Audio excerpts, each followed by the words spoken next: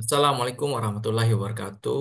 Kembali lagi di YouTube channel Khairul Rijal Official. Insyaallah hari ini saya akan melanjutkan ya sharing session terkait dengan lulusnya saya di CPNS tahun 2024, di mana ini adalah kelanjutan dari sharing session yang sebelumnya, part pertama, dan ini adalah part yang kedua, di mana part yang kedua ini saya akan membahas terkait dengan SKB, pengalaman saya ikut seleksi kompetensi bidang.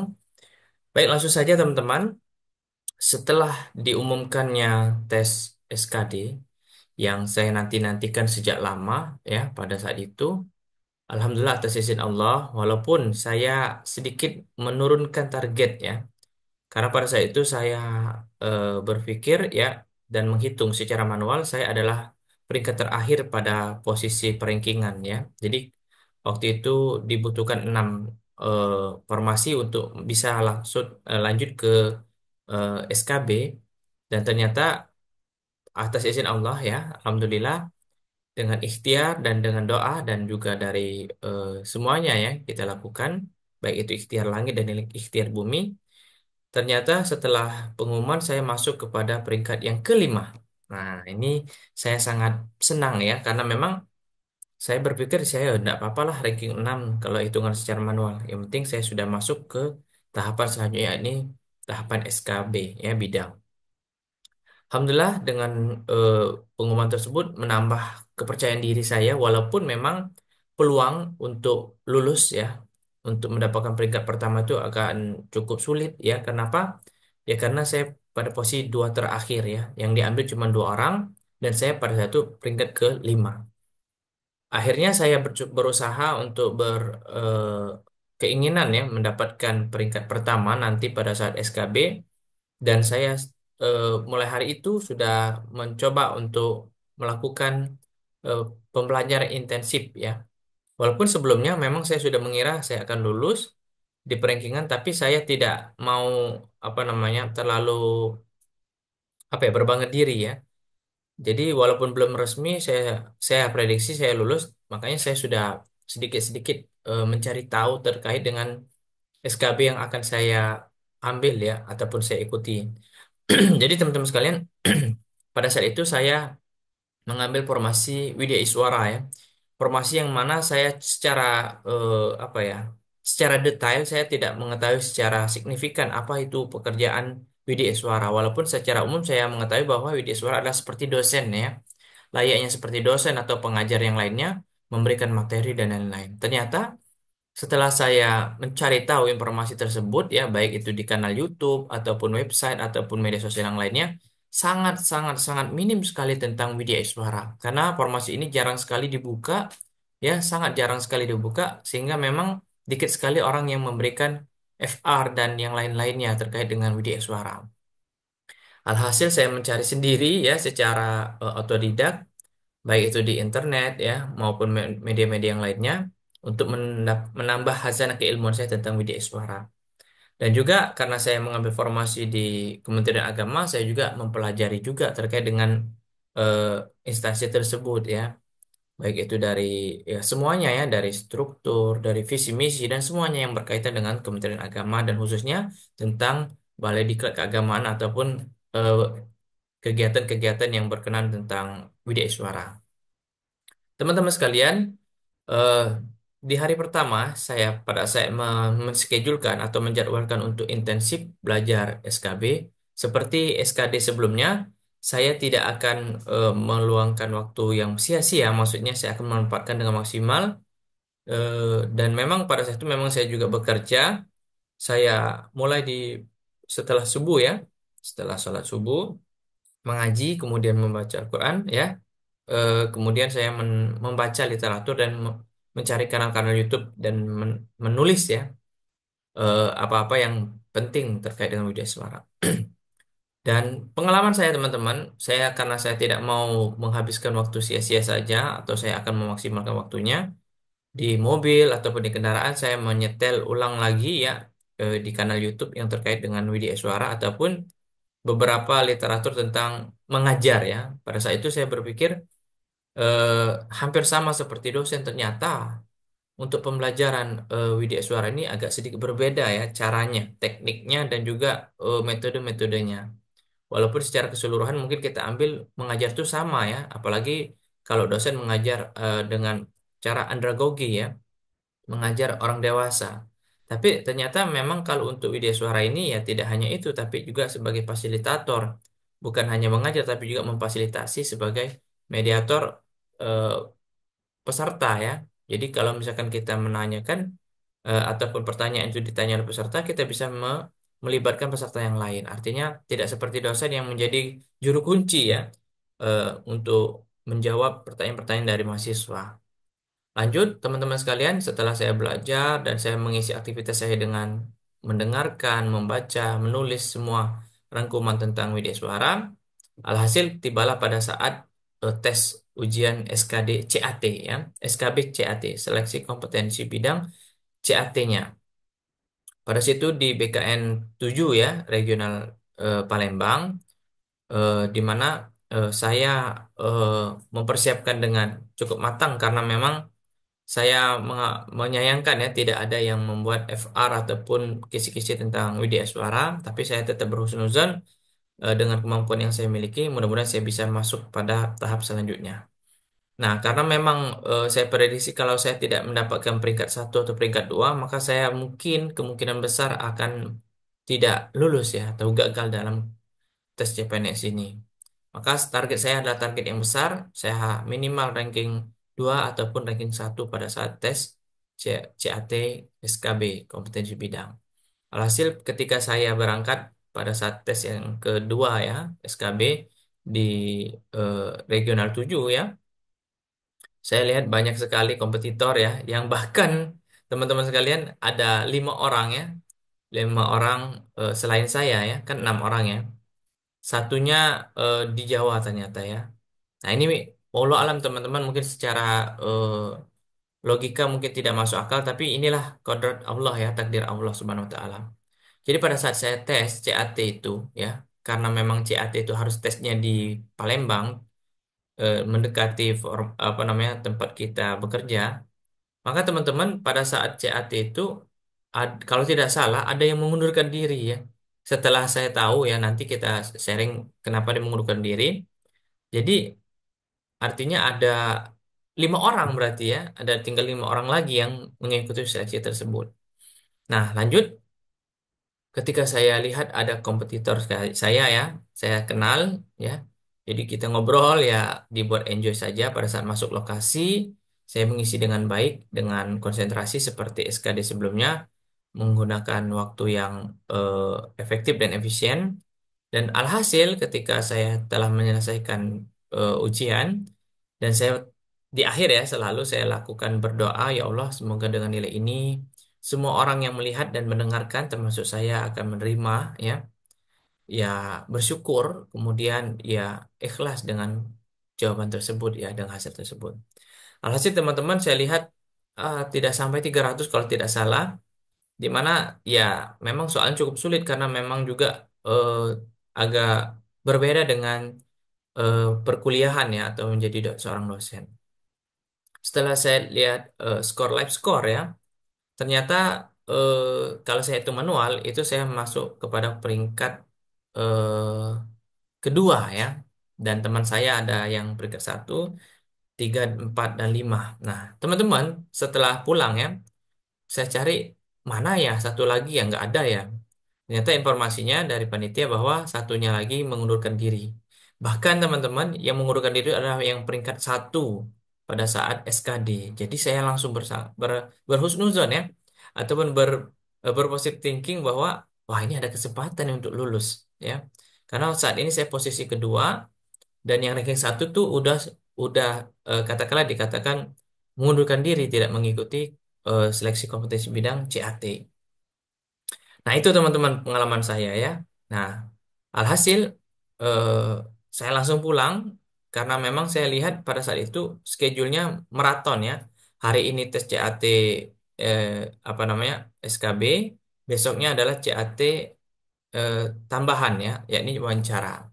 Dan saya mengambil pada saat itu tes wawancara di Muara Enim, di tepatnya di MTS ya. saya mengambil di MTS 1 Muara Enim dan saya eh, pada saat itu memang kebagian hari yang pertama ya. Jadi di hari yang pertama itu sekitar pukul 9 atau 10 saya hadir pada saat tes wawancara. Nah, teman-teman, pengalaman saya pribadi terkait dengan tes wawancara ini, jujur teman-teman harus benar-benar prepare yang terbaik ya. Banyak-banyak mencari informasi tentang apa saja yang mungkin ya pertanyaan-pertanyaan yang akan hadir yang akan disampaikan oleh juri ataupun dari pewawancara. Jadi pada saat itu saya sudah prepare, di pagi hari saya sudah standby seperti biasa, sekitar 2 jam sebelum tes saya sudah standby untuk membuat diri kita ini semakin percaya diri ya, dan mudah-mudahan kita bisa melakukan yang terbaik. Nah, alhasil ketika pada saat tes ya, ini saya sedikit sharing, mungkin ada beberapa pertanyaan yang mungkin bisa menginspirasi teman-teman. Di awal saya memilih untuk memberikan apa namanya perkenalan diri dan menggunakan bahasa Inggris. Karena kenapa? Saya eh, berharap ya pewawancara bisa memberikan eh, saya bisa memberikan kepada pewawancara itu adalah nilai value added ataupun nilai tambah yang lebih dibandingkan yang lainnya, peserta yang lain. Karena saya menggunakan bahasa asing seperti itu.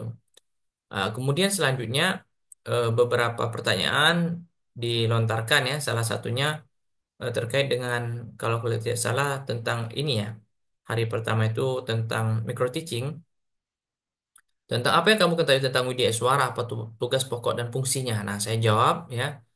Eh, pada saat itu saya jawab dengan sangat singkat dan padat. Dalam artian saya tidak mau mengulur waktu ya terlalu panjang, tapi intinya tidak dapat. Nah, maka seingat saya pada itu, apa yang engkau saudara ketahui tentang WDI Suara, apa tugas pokok dan fungsinya?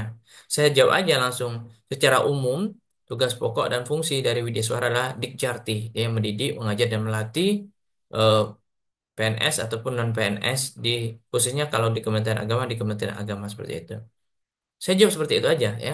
Jadi pertanyaannya eh, pendek dan saya jawaban pendek, tapi memang benar-benar saya buat pertanyaan itu jawaban itu memang tepat sasaran ya. Dan selanjutnya pertanyaan selanjutnya adalah kalau tidak salah pada saat itu juri menanyakan terkait dengan apa ya?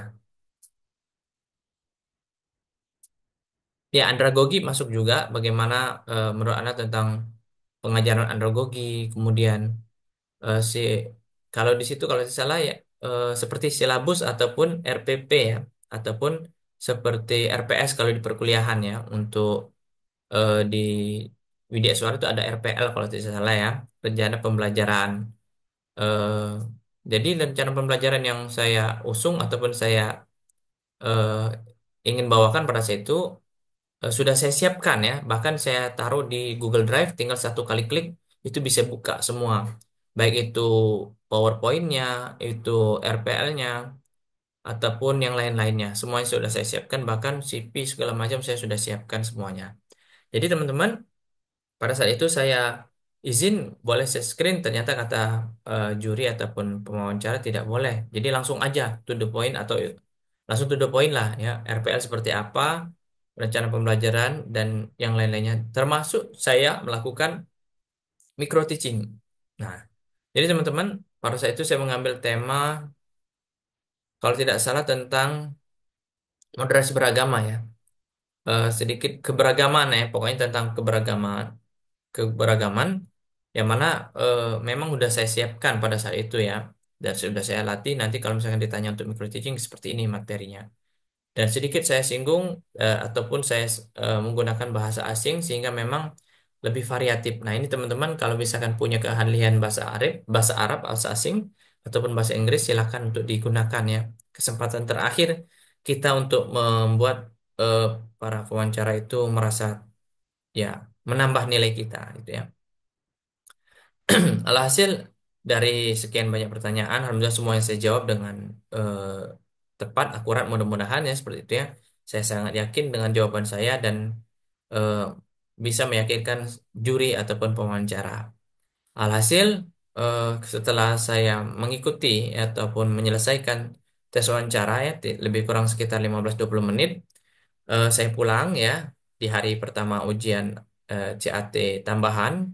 Dan esok harinya adalah ujian terakhir ya, yang mana ujian terakhir ini terkait dengan moderasi beragama dan terkait juga dengan background kita apa sebelumnya. Nah, jadi teman-teman kembali kepada tes CAT tambahan yang selanjutnya di hari ke selanjutnya adalah saya mengikuti eh, pada saat itu kalau tidak salah di pagi hari juga ya.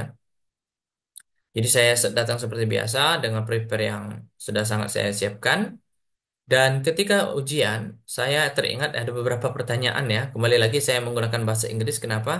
Karena eh, saya cukup memiliki basic dan juga eh, pemahaman yang cukup baik terkait dengan bahasa Inggris. Nah, di awal saya tetap introduce dengan bahasa Inggris. Yang kedua, saya menjawab pertanyaan dengan cepat dan tepat dan juga singkat ya. Artinya tidak bertele-tele. Jadi sampai-sampai pada saat itu seingat saya ya, pertanyaan pertama saya jawab ya terkait background segala macam. Ditanya juga kalau tidak salah teman-teman silakan mempersiapkan diri pengalaman pribadi ya yang terkait dengan formasi yang teman-teman yang ingin apply itu ya atau ambil. Seperti saya kalau di suara itu kan seperti mengajar ya. Nah, saya dulunya lebih kurang 4 tahun mengajar seperti eh, menjadi dosen.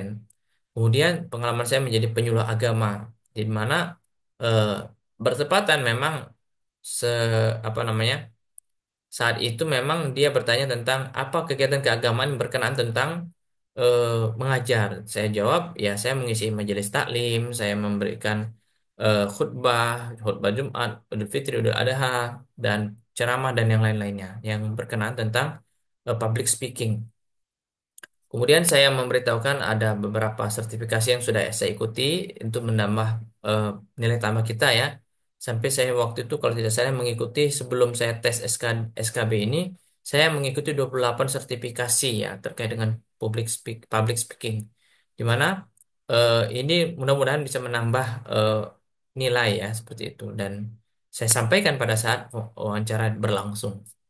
Kemudian selanjutnya, pertanyaan selanjutnya tentang moderasi beragama. Nah, ini teman-teman, saya pernah membahas di buku saku moderasi beragama, ya, Kementerian Agama itu bisa dibaca ataupun didengarkan di kanal YouTube saya. Nanti saya coba cantumkan ya di kolom deskripsi ataupun di eh, komentar. Bisa teman-teman bisa lihat ya.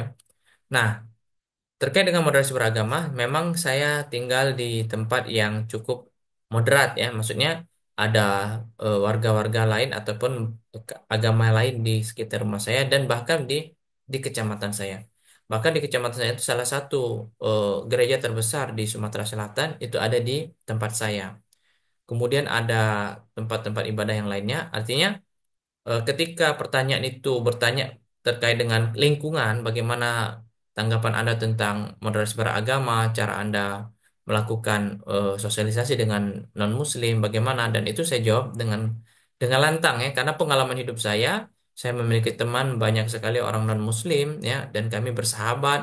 Bahkan tetangga saya sampai saat ini juga ada yang tinggal di Tanjung Enim itu ada orang yang non-Muslim dan kami bersahabat dan bertetangga dengan baik.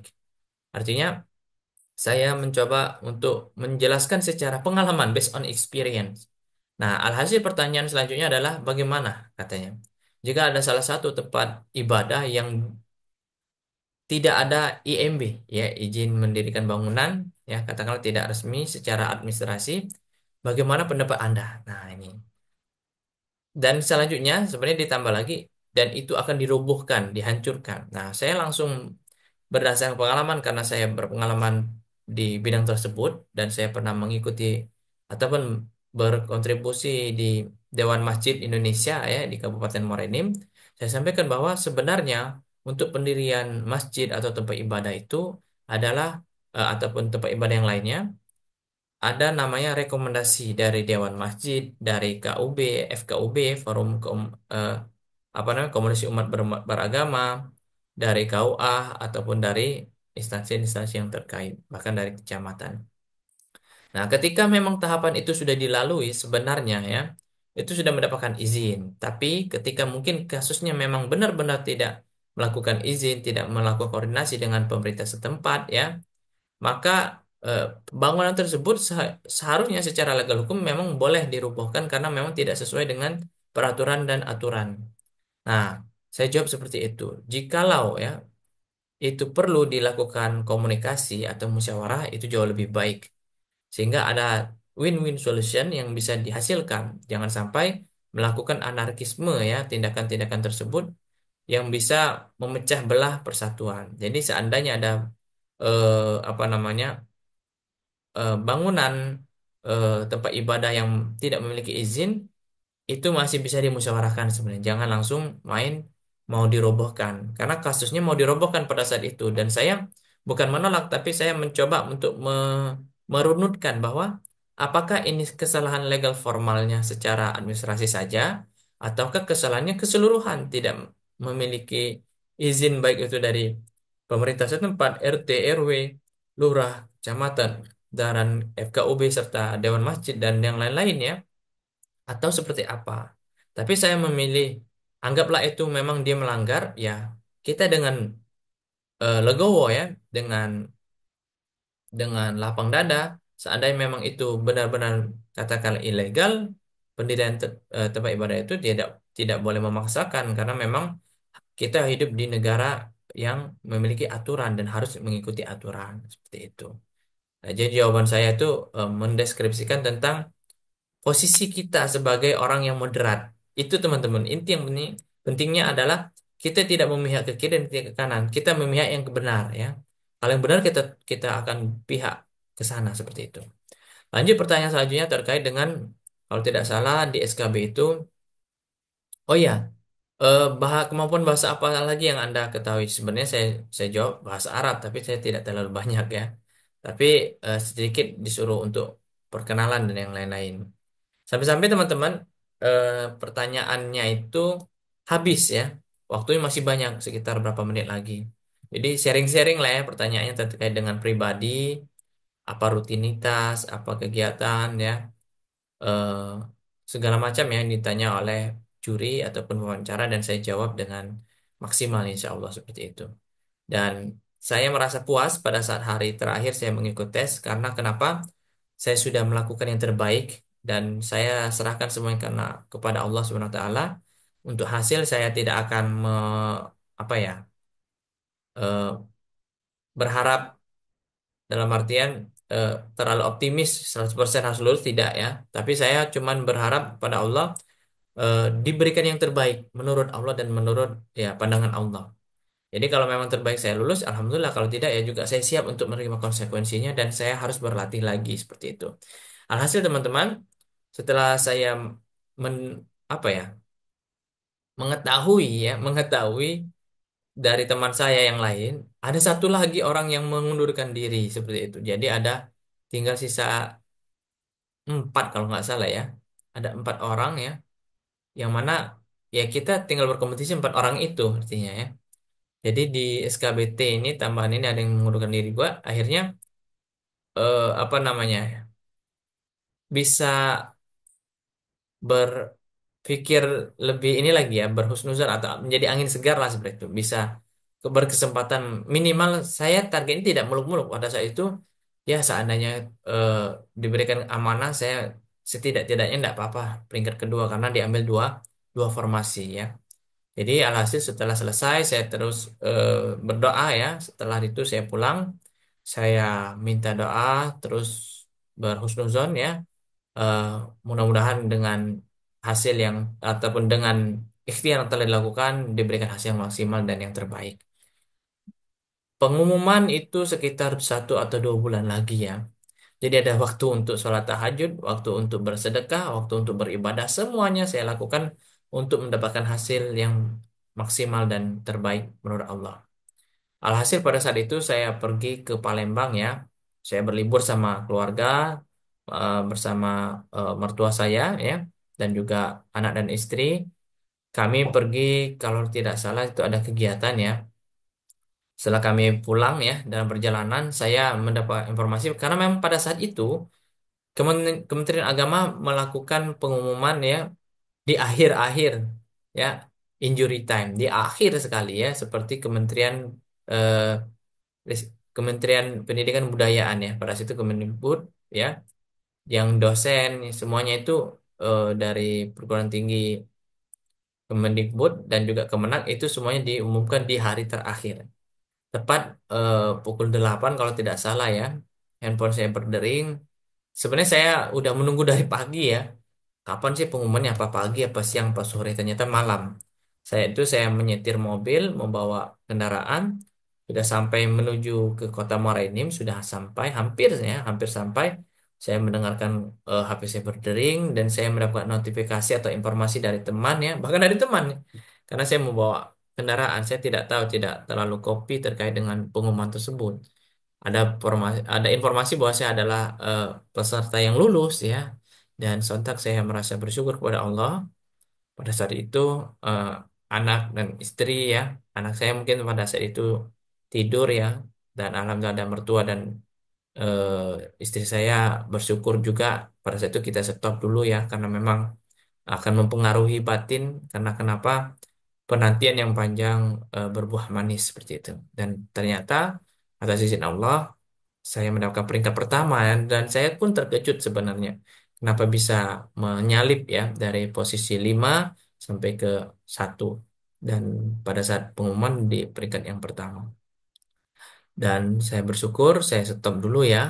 Dan saya bingung mau ngapain pada saat itu. Ya bersyukur kepada Allah dan saya mengontak orang tua saya ya, ibu dan bapak saya telepon. Alhamdulillah atas izin Allah eh, diterima ya ataupun lulus dan tidak lama kemudian eh, setelah kami stop itu kami melanjutkan perjalanan pulang sampai ke rumah.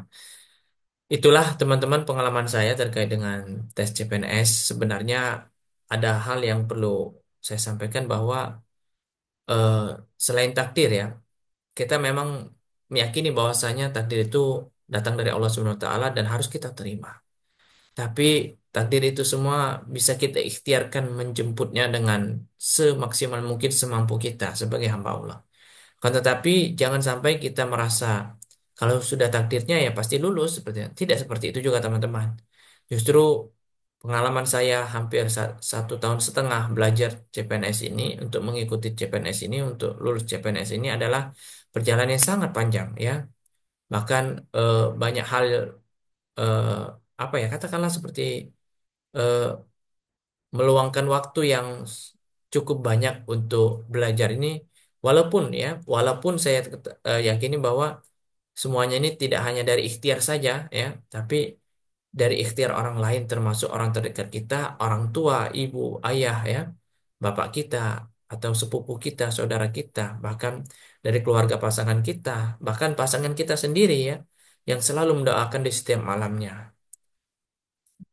Jadi, teman-teman jangan sampai kita terlalu optimis dan artian eh, kita harus juga meminta ya kepada siapapun itu untuk diberikan kemudahan dan kelancaran untuk mengikuti proses tahapan-tahapan CPNS.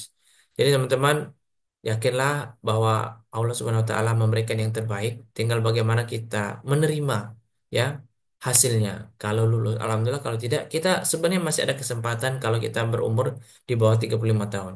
Jadi teman-teman tetap sematkan di dalam hati kita sifat eh, sikap berhusnuzon dan juga berbaik sangka kepada Allah. Bisa jadi tahun ini belum, tahun depan seperti itu. Itu yang saya alami pada tahap 2023. Saya tidak mendapatkan peringkat ranking ya, tidak masuk ranking. Dan saya langsung berpikir, "Ya Allah, kalau memang belum tahun ini, mudah-mudahan tahun depan." Dan hati, pikiran, dan semuanya itu eh, saya tetap berhusnuzan ya berpositif thinking, mudah-mudahan di kemudian hari saya akan lulus seperti itu dan saya ber, memiliki energi positif setelah saya tidak lulus pada saat tahun 2023 sampailah pada saat tes ya tahapan-tahapan itu sudah saya lewati dan pada saat pengumuman itulah yang membuat saya hati menjadi sangat senang ya. Mungkin teman-teman nanti kita akan ada fokus terkait dengan tips dan trik bagaimana eh, mungkin ya ini saya sedikit sharing based on experience pengalaman saya itu mungkin baik dari secara teori pembelajaran baik secara spiritual teman-teman ya baik secara yang lain-lainnya itu mungkin bisa kita sharingkan di chapter selanjutnya atau pertemuan selanjutnya itu saya yang dapat saya sampaikan teman-teman tetaplah semangat ya, jangan berputus asa, tetaplah berhusnuzon kepada Allah dan kepada Tuhan Yang Maha Esa. Teman-teman pasti akan mendapatkan hasil yang terbaik menurut pandangan Tuhan dan Allah Subhanahu wa taala. Bagi teman-teman yang beragama lain, eh, mudah-mudahan saya doakan ya teman-teman bisa diterima di instansi yang teman-teman ingin ikuti ya, termasuk Kemenak, karena Kementerian Agama ini ada beberapa agama dan boleh ya semuanya. Ada agama Buddha ya, ada Kristen ya, Konghucu ya, dan yang lain-lain. Intinya teman-teman, siapapun kita, apapun agama kita, apapun background kita, kita berhak mengikuti kompetisi, mengikuti seleksi CPNS dan P3K. Dan teman-teman, saya doakan semoga semua teman-teman yang menonton film channel YouTube channel ini diberikan kemudahan dalam mengikuti tes seleksi CPNS dan semuanya saya doakan untuk lulus, amin ya rabbal alamin. Dan juga untuk P3K bagi teman-teman yang sedang mengikuti dan yang akan mengikuti, semoga juga lulus, amin ya rabbal alamin. Terima kasih atas segala perhatiannya. Kepada Allah saya mohon ampun. Saya akhiri, wallahu muwaffiq ila aqwamit thoriq. Fastabiqul khairat. Assalamualaikum warahmatullahi wabarakatuh.